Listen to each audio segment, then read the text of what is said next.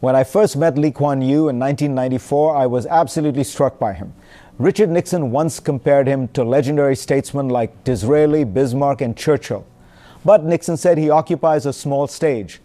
That stage doesn't look so small anymore. Lee Kuan Yew took a small spit of land in Southeast Asia, which became independent in 1965 after great struggle and anguish, with no resources and a polyglot population of Chinese, Malaysian, and Indian workers, and turned it into one of the economic centers of the world.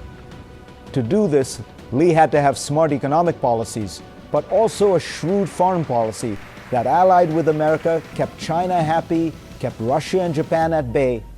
This week I sat down with Lee Kuan Yew in Singapore. His son now serves as Prime Minister, but Lee Kuan Yew is called Minister Mentor, and he is still indisputably the father of Singapore.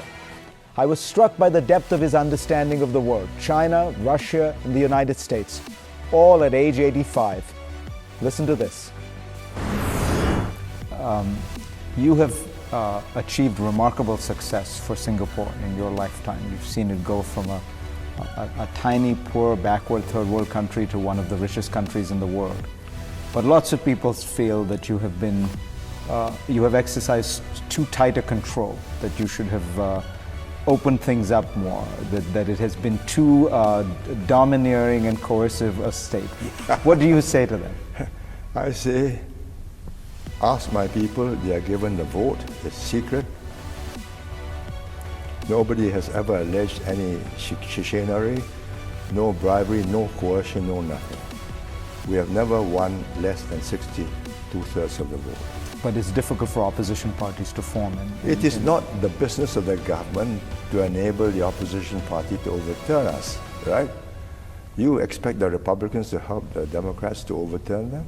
No, but leave aside even just the issue of political competition. I just mean you have laws, for example, that allow random testing of people for drugs. You have the famous ban against chewing gum, which used to exercise people's imaginations. Do you feel that you should have let up a little bit? No, not at all. Because of that, we are now a safe, secure, fun city. The night scene has been transformed in the last 10, 15 years.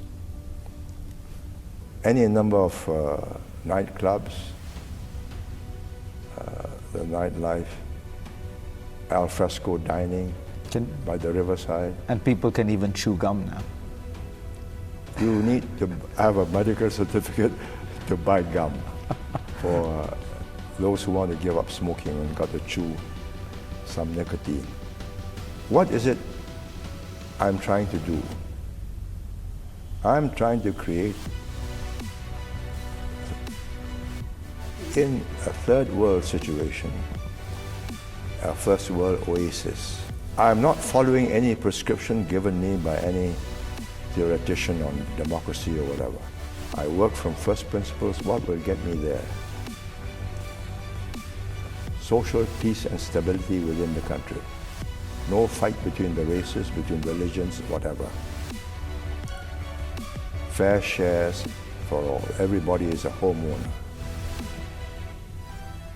I want investments. I've got nothing except skilled manpower, infrastructure. I build up the infrastructure.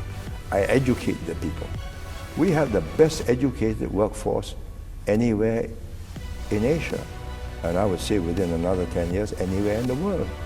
They're all educated in English, which is our working language, and they keep their mother tongue, whether it's Chinese, Malay, or Tamil, Urdu, whatever.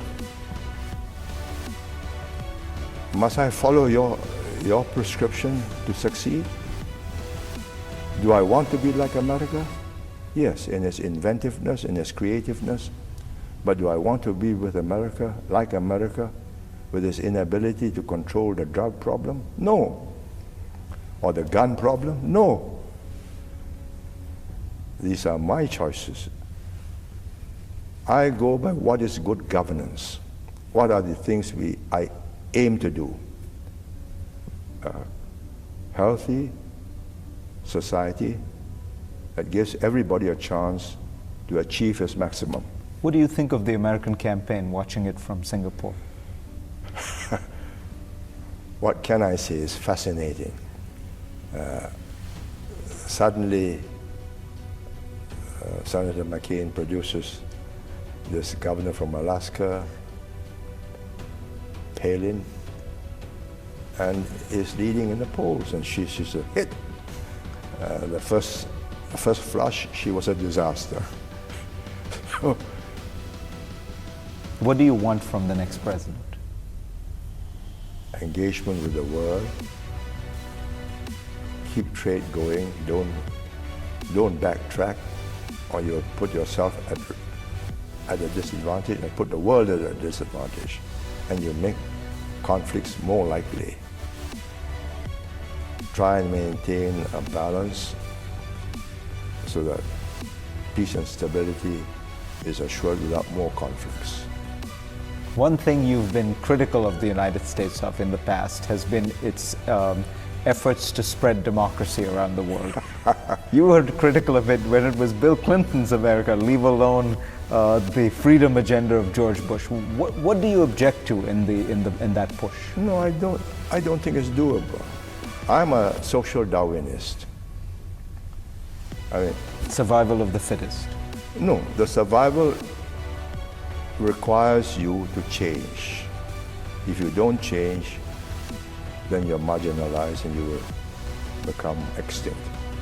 But do you look at the way in which the United States has been trying to push democracy around the world, and you say... Where have you succeeded? You went to Haiti in nation building.